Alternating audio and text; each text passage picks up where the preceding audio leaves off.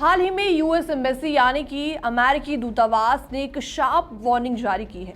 उसमें साफ साफ शब्दों में कहा गया है यूएस का वीजा एक प्रिविलेज है, राइट नहीं।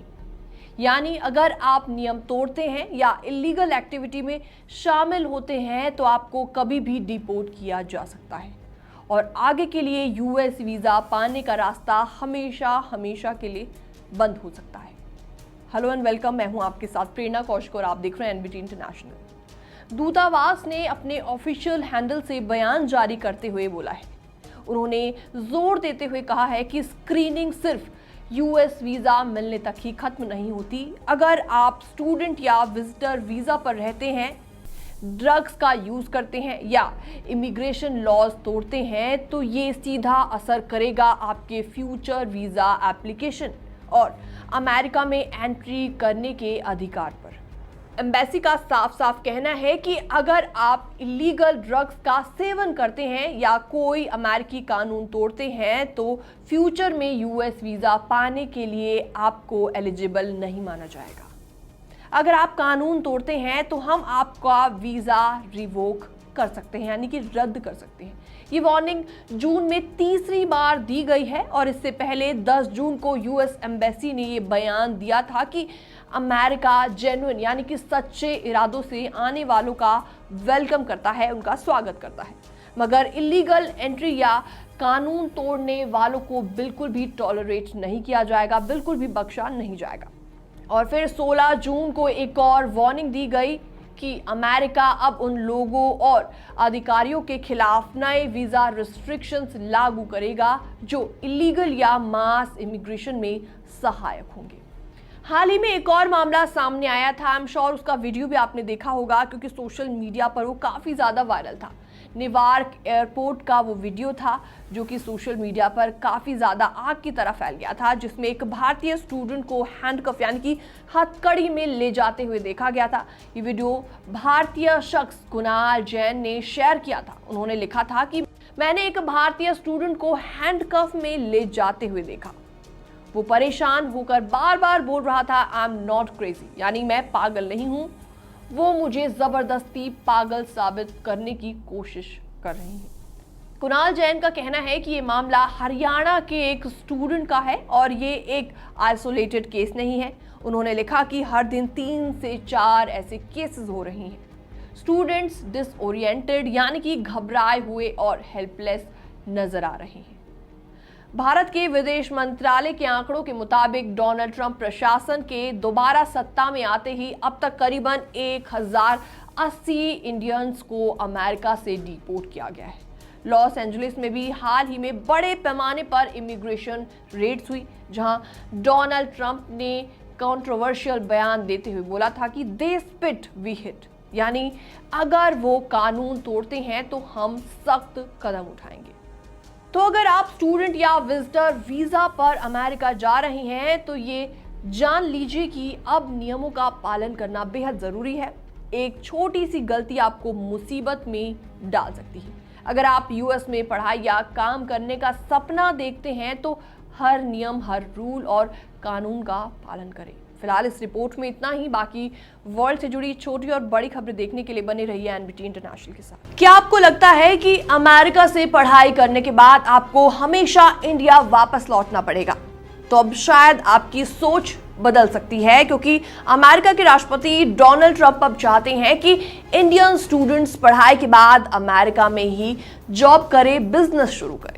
ये चौंकाने वाला यू टर्न अब इंडियंस के लिए एक बहुत बड़ा मौका साबित हो सकता है। नमस्कार, मैं हूं आपके साथ प्रेरणा कौशिक और आप देख रहे हैं एनबीटी इंटरनेशनल। डोनाल्ड ट्रंप अब इंटरनेशनल स्टूडेंट्स के सपोर्ट में आ गए हैं, खासतौर पर इंडियंस एंड चाइनीज के लिए। इंडियंस एंड चाइना से आने वाले स्टूडेंट्स के लिए काफी ज्यादा उनका सपोर्ट नजर आ रहा है।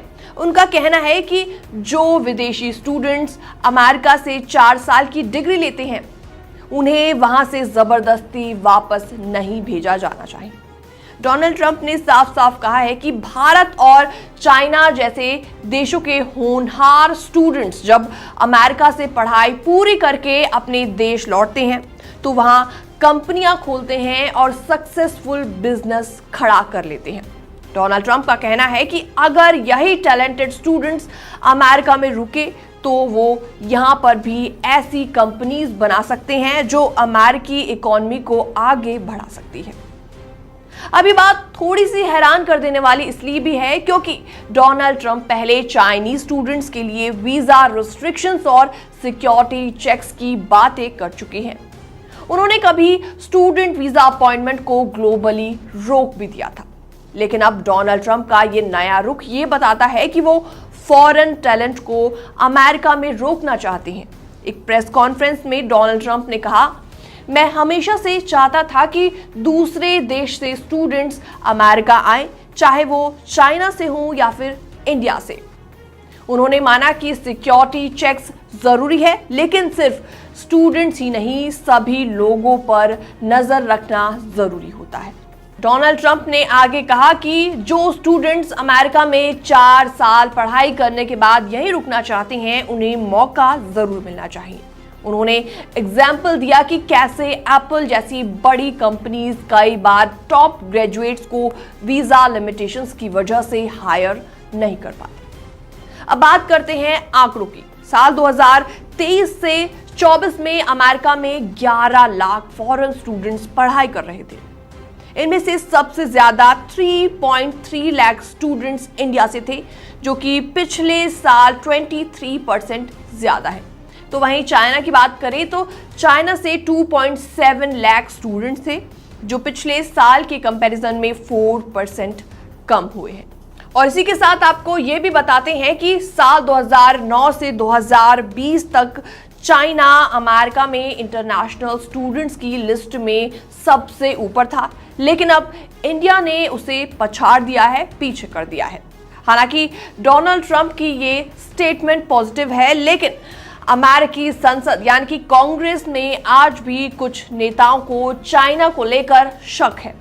कुछ नेताओं का मानना है कि चाइना अमेरिका की यूनिवर्सिटी का इस्तेमाल टेक्नोलॉजी चुराने के लिए करता है। एक हियरिंग में रिप्रेजेंटेटिव बिल हुइजिंगा ने कहा कि China force tech transfers, chip smuggling and economic spying जैसे तरीकों से अमेरिका को पीछे करने की कोशिश कर रहा है, और इसी के चलते अमेरिकी एजेंसियां अब एक्सपोर्ट कंट्रोल और स्पाइंग रोकने के लिए ज्यादा बजट की मांग कर रही हैं। डोनाल्ड ट्रंप ने स्टूडेंट वीजा को चाइना के साथ चल रही ट्रेड डील से भी जोड़ा है। उनका कहना है कि अगर ट्रेड डील पास होती है तो उसमें चाइनीज स्टूडेंट्स को लेकर पॉजिटिव प्रोविजंस भी हो सकते हैं। तो कुल मिलाकर डोनाल्ड ट्रंप के इस नए बयान से ये बात तो साफ है कि अब फॉरेन ग्रेजुएट्स, खास तौर पर इंडियन स्टूडेंट्स के लिए अमेरिका में रुकने और करियर बनाने का रास्ता थोड़ा सा आसान जरूर हो सकता है। हालांकि पॉलिसी डिटेल्स अभी भी साफ साफ नहीं बताई गई हैं, लेकिन ये चेंज ऑफ टोन काफी ज्यादा मायने जरूर रखता है। वैसे तो आने वाले समय में ही पता चलेगा कि अमेरिका इंटरनेशनल स्टूडेंट्स को नए मौके देता है या फिर नहीं। फिलहाल इस रिपोर्ट में इतना ही। बाकी वर्ल्ड से जुड़ी छोटी और बड़ी खबरें देखने के लिए बनी रहिए एनबीटी इंटरनेशनल के साथ।